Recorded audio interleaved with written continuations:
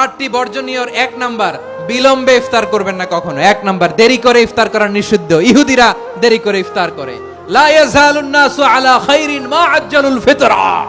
বিশ্বনবী বলেছেন, এই উম্মত যতদিন আগে আগে ইফতার করবে, এই উম্মতের কপাল থেকে কল্যাণ কেউ ছিনিয়ে নিতে পারবে না। চিল্লায় বলেন ঠিক কি না? আজানের জন্য বসে থাকবেন না, সময় দেখবেন। স্থানীয় সময় যখন সূর্যাস্ত হওয়া মাত্রই বিসমিল্লাহ, খেজুর খেয়ে ফেলবো। পারবেন তো? 2 নাম্বার, রমাদানের পবিত্রতা বজায় রাখবো। কোনো তর্ক বিতর্ক অশ্লীলতায় আমরা জড়াবো না, ঝগড়া করবো না, সরাসরিও না, ফেসবুকেও না। করবেন? কেউ গালি দিলে বলবেন ইন্নিমরুন সায়েম, আমি রোজাদার। আল্লাহর হাবিব শিখিয়েছেন, কেউ যদি তোমার গালি দেয়, কটু কথা বলে, অশ্লীল কথা বলে, রমজানে তুমিও বলতে পারবে না। তুমি বলতে পারবা ইন্নিমরুন সায়েম, আমি রোজাদার। আজকে থেকে নিয়ত করেন, রমজানে কেউ গালি দিলে আপনি একটা গালি দিবেন নাকি? কি বলবেন? রোজাদার, রমজানের পবিত্রতা আমি ভঙ্গ করতে পারবো না। অশ্লীল নাটক সিনেমা আমরা দেখবো না। ব্যাড হ্যাবিট থাকলে রমাদানে এটা ছাড়ার মহা সুযোগ। স্মোকিং এর অভ্যাস আছে অনেকের, ঠিক কিনা? যদি কারো থাকে, কে করে হাত তোলালাম না আমি, এই রমাদানে এই স্মোকিং হ্যাবিট থেকে আমরা বেরিয়ে আসবো, ঠিক কিনা বলেন? 3 নাম্বার, আমরা মিথ্যা বলবো না। বিশ্বনবী বলেন, মানলাম ইয়াদা কাওলা যুরি ওয়াল আমালা বিহ ফালাইসা লিল্লাহি হাজাতুন ফি আইয়াদা তাআমাহু ওয়া শারাবা। যে রমজানে মিথ্যা কথা, মিথ্যা কাজ, মিথ্যা সাক্ষী ছাড়তে পারে নাই, তার না খেয়ে থাকা, উপবাস থাকা দিয়ে আল্লাহর কিছু যায় আসে না।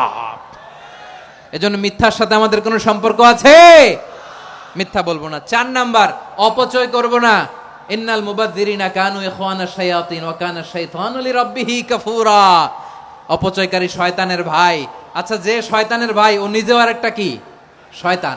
অপচয় করব না। ইফতারি করতে যে আমরা অনেকে অপচয় করি, এগুলো করবেন আপনারা না। অপব্যয় করব না। 5 নাম্বারে, রিয়া, লোক দেখানো ইবাদত আমরা করব না। লোক দেখানোর জন্য নামাজ, রোজা, জিকির, তেলাওয়াত, দান সদকা এগুলো করলে আল্লাহর দরবারে এগুলো কবুল হবে। বিশ্বনবী বলেন, দাজ্জালের ফিতনার চেয়ে একটা বড় ফিতনার ভয় আমি করি। সেটা কি? আর রিয়া, শো অফ মেন্টালিটি, লোক দেখানো মানসিকতা। এটা থেকে আমরা বিরত থাকবো ইনশাআল্লাহ। 6 নাম্বার, অনেক গুরুত্বপূর্ণ। ব্যবসায়ী ভাইয়েরা, অনেক অসাধু ব্যবসায়ী আছে, রমজান আসলে নিত্য প্রয়োজনীয় পণ্যের মূল্য বৃদ্ধি করে দেয়। এরকম আছে না নাই? এগুলো করবেন না। মজুদদারি করবেন না। পণ্যের কৃত্রিম সংকট বাজারে করবেন না। আপনি লাখ টাকা কামায়া ভাবছেন যে রোজাদারদের কষ্ট দিয়ে ধনী হবেন। এমন রোগ আল্লাহ আপনারে দিবে, কোটি টাকা দিয়েও আপনি হাসপাতালের বিল পরিশোধ করার ক্ষমতা আপনার হবে না। খবরদার। শেষ বয়সে দেখবেন কি কষ্ট আপনার হয়। আপনি রোজাদারদের কষ্ট দিয়েছেন, আল্লাহ আপনার সুখে রাখবে? আল্লাহর দোহাই লাগে, আমার ব্যবসায়ী ভাইয়েরা এটা করবেন না। আরব বিশ্বে আমরা দেখেছি, আরব বিশ্বের ব্যবসায়ীরা সারা বছরে ব্যবসা করে, রমজানে ভর্তুকি দেয়।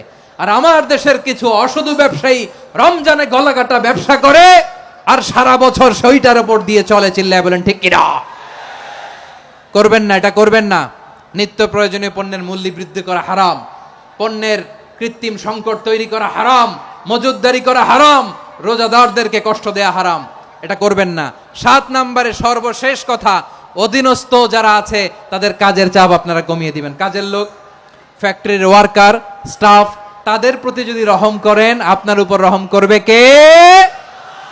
এই পবিত্র রমাদানের 7টা করণীয়, 7টা বর্জনীয় মনে রাখা যাবে তো ইনশাআল্লাহ? রমজানের 7টা করণীয় এবং বর্জনীয় যে আমরা শুনলাম, পালন করার তৌফিক দান করো।